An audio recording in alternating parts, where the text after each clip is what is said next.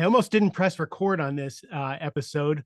My guest, Craig Dowden, and I were just spending a bunch of time getting to know each other, laughing, telling war stories, having a great time. And I almost forgot that I scheduled him in his busy schedule to be interviewed on this podcast. So we've got a lot to talk about. We're synergistic. We've got so much in common.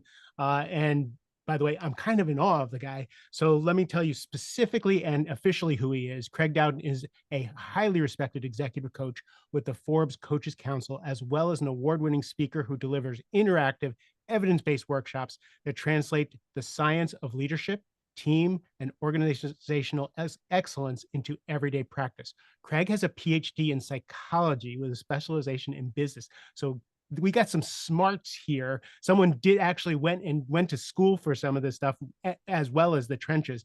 He also is a certified positive psychology coach. I am a huge fan of positive psychology. It saved my life when I was in the dumps. His latest book, A Time to Lead, Mastering Yourself So You Can Master the World, was written with Alan Mulally, who is the legendary former CEO of Ford Motor Company and Boeing, which I'm going to ask, does he know anything about the alien technology? Because if he was at Boeing, like he's one of the people who know. And Sarah MacArthur, who is the co-editor-in-chief of Leader to Leader, and he's also the host of the Do Good, Lead Well podcast. Thank you for being here, Craig. Thank you for becoming a new friend. Oh no, well the pleasure's all mine. And yes, same thing.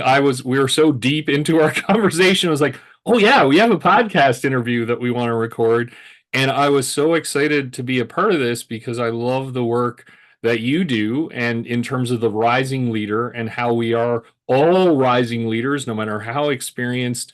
And I just really appreciate your emphasis on positive leadership and how we can make a positive impact on ourselves, on our teams, organizations, and communities. So this was just for me, and already we had so much fun, and I'm excited to dive in officially, I guess, on the episode. Yeah, yeah. Let's provide some value. What I'm always curious about is there's a couple of schools in the leadership community, and a lot some of them are kind of just balls to the wall, like get shit done. There's some of them are like here's operational efficiency, and then there's a few people who I think formerly, like Mark C. Crowley was on the podcast and he wrote Lead from the Heart. Those were nice to haves. They used to be like the soft skills, the soft part of leadership, and they weren't really brought in as profitable, important, about retention, everything that we're struggling with. And you come out and with do good, lead well, and that kind of thing.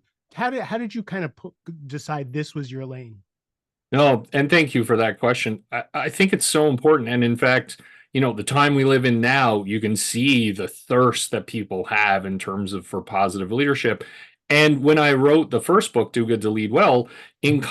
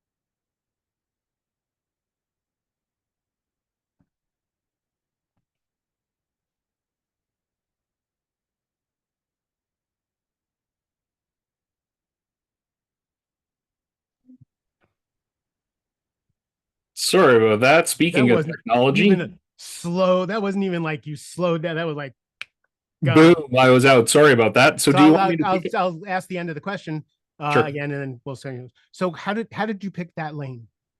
Well, and thank you. It's such a great question. And for me, uh, when you look at the world we live in right now, people are thirsting for positive leadership. And in my conversations in advance of my first book, Do Good to Lead Well, when I talk to executives, aspiring executives, rising leaders, what they would say is that, okay, I have these messages that are almost like competing with me. I can do really well. I feel like I have to drive results. You talked about that focus on operational excellence. Or I can do good and I feel like my results are going to suffer. I'm not going to be able to advance my career. We're not going to generate the returns that we're looking for. And it was almost like an either or situation. And what I loved, and you mentioned me pursuing my PhD in psychology and business, there's so much evidence out there that shows that when we do good, we lead well, we achieve exceptional results for ourselves and the people around us, and we have a positive impact on our organizations.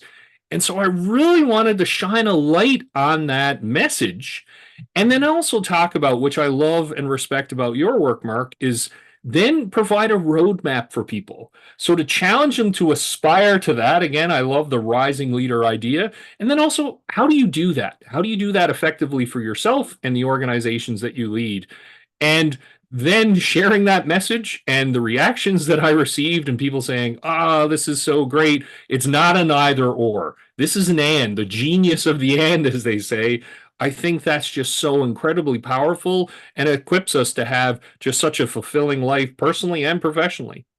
Nice. You know, it's funny because we know these, we have evidence that these things are good for us. We have evidence that salads are good for us and Oreos are bad for us.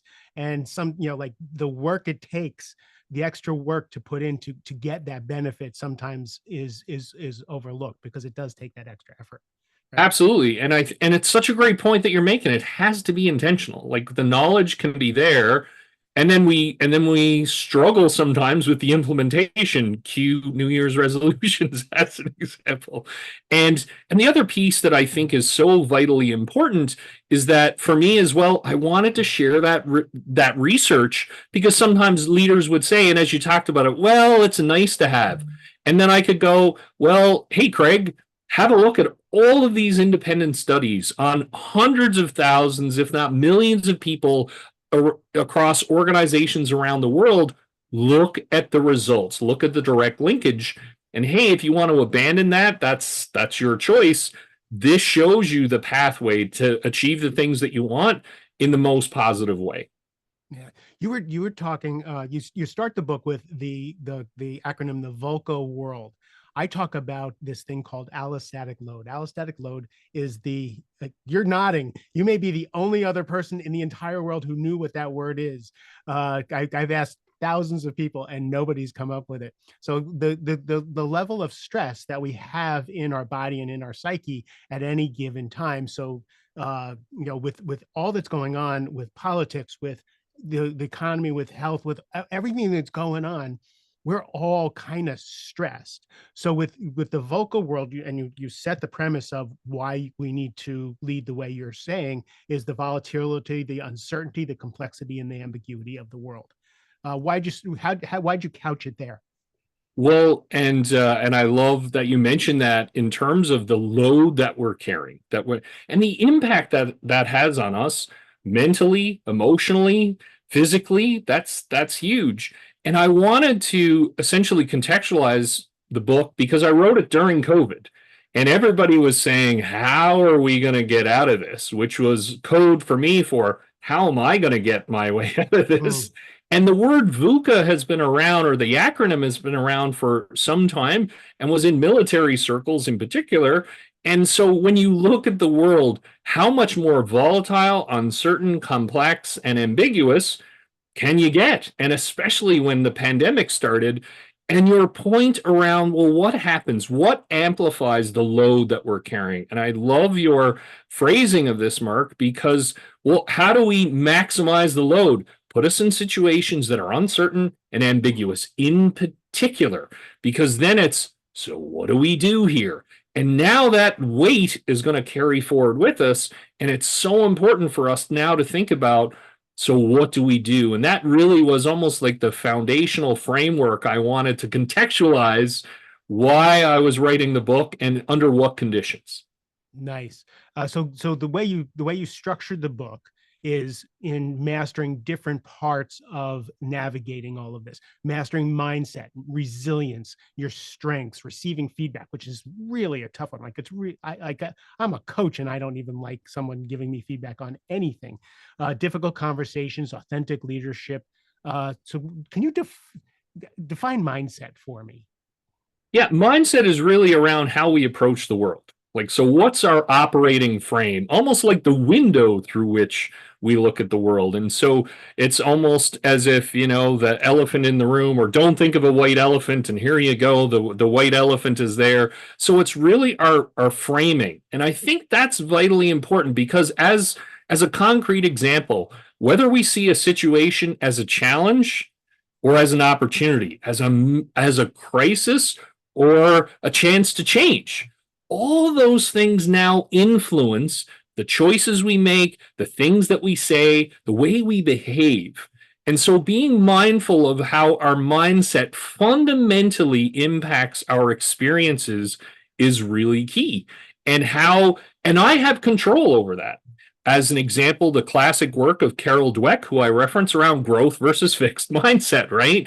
And so when I'm looking at things, do I see it as an opportunity to learn, to grow, to develop, to rise, right? In my impact? Or am I absolutely freaked out by it? Do I feel I'm unable to deal with everything that's coming at me? And there's no way I'm going to be able to do it. So now I avoid and I shrink back. And so recognizing those things and those pieces and being more attuned to our mindset and what our default mindset is and how it affects us, that's at the core of everything we do. That's the question, because it's really great to understand the difference between being a victim and an owner or a fixed mindset, right? It's really good to know that. But when we think about that default mindset, our conditioning, our beliefs, our experiences are all wrapped up into that. And the beauty, I think, and that I've learned from myself, because I've talked about this before. I was homeless and living in my truck and an alcoholic and a drug addict, so I didn't have great default skills. I learned new skills in life.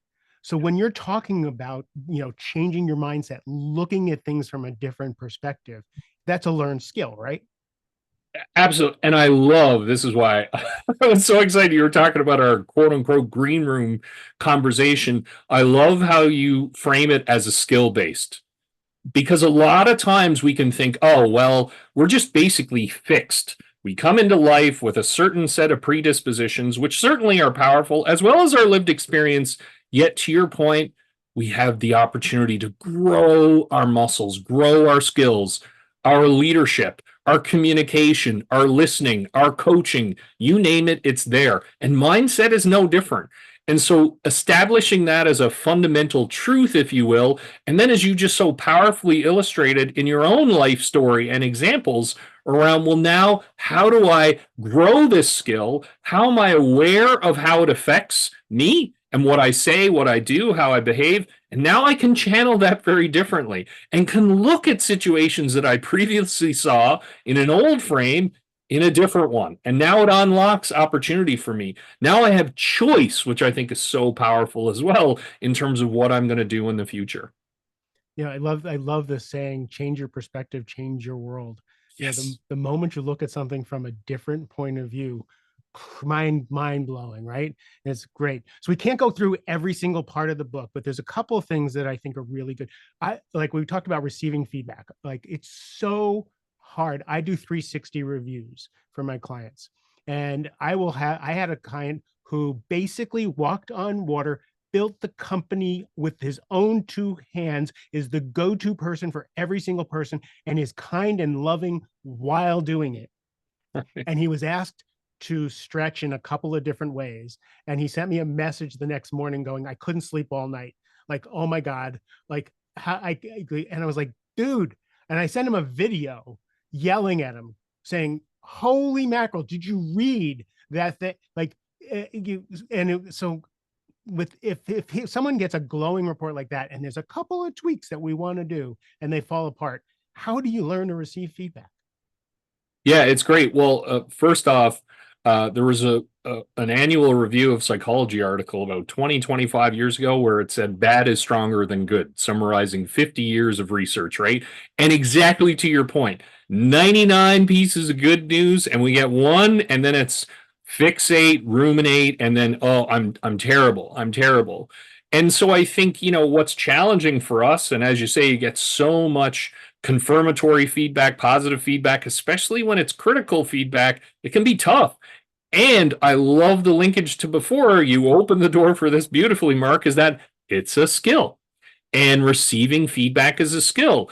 And so one of the great ways for us to elevate our competency in this area is to proactively ask people for feedback and to also be mindful of, and we talked about mindset, reflect on what feedback do I find particularly difficult to hear? And what is it about that feedback? And chances are, and Doug Stone did an amazing job of this, a fantastic book called Thanks for the Feedback. He wrote the widely regarded and respected book, Difficult Conversations, wrote an amazing book on feedback. And he said one of the challenges for us, one of the barriers is when it hits home to our identity. So, as an example, I was a coach, or I am a coach, and one of the pieces of feedback when I reached out to my clients, there were some that said, hey, doesn't listen as well as he could in some situations. Right, exactly. And I was devastated. Hold on a second. What? Yes, exactly. I was like, oh, like, could you just drive a knife right through my heart, right? And I was going, oh, that's just awful. And you hired me as your coach. I'm being paid to listen. So when I sat back, and what I love about Doug Stone's question or his research around feedback, he says, well, ask yourself what's right about the feedback. So rather than dismissing it, I was like, okay, so what's right about this? And then as I reflected, you talked about at the outset my PhD. I love research. I've already dropped a couple of references to scientific studies. When I was coaching, as I was reflecting and a client was talking about something, I would just rhyme off like a half dozen studies that I was thrilled about. They didn't have the same level of passion or care around it. I was like, oh, I get it. So then that was valuable for me in terms of, oh, would you like to hear about some of the research or not? And now that was super valuable. So I think just kind of having a very growth oriented or learning oriented approach to feedback is so important. How do you build but how do you build the resiliency to be able to handle what happens in your body when it happens? So for me, one of the things I teach is when someone gives you feedback, your only answer is thank you. Yes. Because everything in your body is going to react. Your endocrine system is just going to go on fire, and once that happens, you are not responsible for what happens after that. Yes. So say thank you, and like take a beat. What else? Well, I think that is the masterclass, is to say thank you and to really sit with it, especially if, as you say, everything is on kind of high volume, hot, bing, bing, bing, everything going off. Because what you want to do, no matter what feedback it is, you do want to express gratitude and I love your practice, Mark, because guess what happens if we don't express gratitude? Well, the feedback well is going to dry up, because if we go on the offensive or we go on the defensive, well, now guess what? The next time we ask for it, or if someone has an opportunity to shine a light on that, I think what's also powerful is we can ask questions especially because in feedback conversations, I find as well, people can use labels on our behavior. So they will say, well, you're unapproachable, or you're a micromanager. And I love your guidance to your clients, Mark. Bang on. Boom. Who wants to be a micromanager? Like, that's going to drive you. Then deep breath. If you're able to engage in that, thank you. Can you give me some examples? I'd really love to understand further what you mean by that. Because then as people start to highlight the behaviors, well, the labels can be triggering for us, yet the concrete behaviors, it's, oh, okay, Yeah, I see get that. I get I that. see that exactly, Holy just like mackerel, for I me. talk too much. That's Like, right. Exactly. I get super excited about sharing science that I'm excited about, but you might not be. Now we're that's moving such a away. good insight. I'm gonna repeat that because I'm like I love that. I felt it in my body when you said it. So when someone labels you and says you're a micromanager or you're unapproachable, all of a sudden that's your identity. That's hard to deal with. If someone says, when it's busy, you seem to be curt and you go, oh, you know what? I'm so like I get that. I can accept that. I'm kind of blown away by the simplicity and the elegance of that. Oh, well, thank you. And I think because in our brains and in our realities, again, back to mindset, we label things. And that's based on, and you touched on, which I love as well, right? All the accumulation of our experiences and our value, it just comes to fruition. And then I see a behavior and then I'm quick to label it and not define what that behavior means. And again, what I love about the feedback giving research is that's also a key insight, right? Mm. Is focus on the behavior, not the label of the behavior, so that then it's, hey, when this happens, here's how I feel about it. And what it does is allow us to go a little higher, a higher level of altitude on that. And I think that's great. Another tip that for in my coaching work as well, I love reminding all of us, and myself included, that this is a moment in time. So back to mindset. So this is an observation, and maybe it's been several months that I've been a micromanager, or when I'm stressed, I can be curt and unapproachable. Awesome. Now I have the power. Now I have the choice to change that. And another cool tip that I heard recently was around when you get a piece of feedback, the response is now, because you grade yourself on the feedback you've received, the next one is the most important. Grade yourself on how well you accept the feedback and Ooh, action it. Yeah, exactly. I believe Sheila Heen, who collaborated with Doug Stone on the book, thanks for the feedback. That was her amazing insight. Now I want to grade myself on what I do next. That's the most important, because that's going to influence my future. brilliant. That's amazing. I can talk to you for hours. We're gonna go one more. The word authentic leadership is used over and over and over again. I talk about authentic leadership. I don't even really know what it means, because for me, is authentic leadership telling you that my wife is mad at me and I'm having a bad day? Is authentic like what is authentic leadership, and where's the line? Like how do you hold that leadership bearing while being real at the same time? Well, and I appreciate one of the many reasons I was excited to join you is because of your authenticity, right? Just even the framing of it, you said you talk about it all the time, and what does that even mean? And I have to say, so myself, and as a fellow author, I was working with a book coach, and then he challenged me. He said, "Okay, so if someone's with you right till the end of your book, really swing for the fences, right? Like just go into that space." And I was going, you know what? And I, again, same kindred spirit on this, Mark. I was going, so many people talk about it. There's so much discussion around it. It is vitally important. Yet, how do you rein this in? How do you start to put parameters? And again, fortune shone on me because I was collaborating with Alan Malloy, the former CEO of Ford and Boeing Commercial Airplanes, as you mentioned.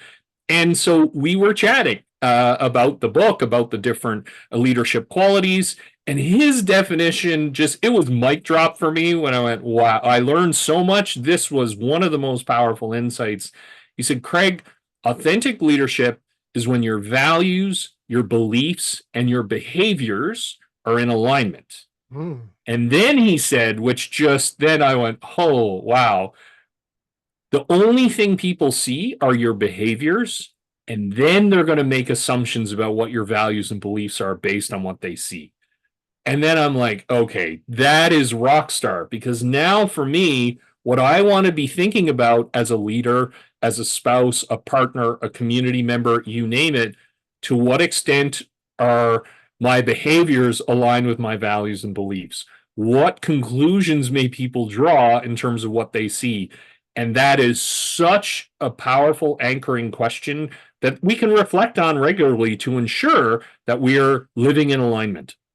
I was doing a 360 for CEO, and a couple of the people on the team were questioning the stated values of appreciation, of loyalty, of we are one family and one team, because it was stated over and over again. And the CEO is effusive. She's wonderful with all of the praise and specific and all that stuff, but she wipes it away with vicious attacks when she gets stressed. Mm, yeah. And the feedback was, I don't trust it's true. Right. So the behavior, Yep. and giving that feedback was so hard, right, for them to hear that, you are amazing and wonderful. And I know your true self is you want this person. But when you get triggered, when you get scared, everybody has to run for the hills. And that So is tough stuff. tough stuff and so good. And I love your example, Mark, and shows the power of 360. And it shows the importance of working with a coach to work through that feedback as well, because that's challenging to hear. And then also recognizing I can be a fantastic leader, I can be a positive leader. And then when the chips are down, when the challenge, when our load is at its highest, to go back to what you talked about earlier, that's when people are really going to see, all right, how strong are our values? Do they hold under the most difficult of circumstances? And if the answer is no, I love how you highlighted this as well. It's a lack of trust, because then you say, okay, it's easy to be values driven. It's easy to be positive and in a good mood and all those other things when results are positive, when we're riding the wave. When it gets really challenging, that's when the truest test of character, the truest test of who we are.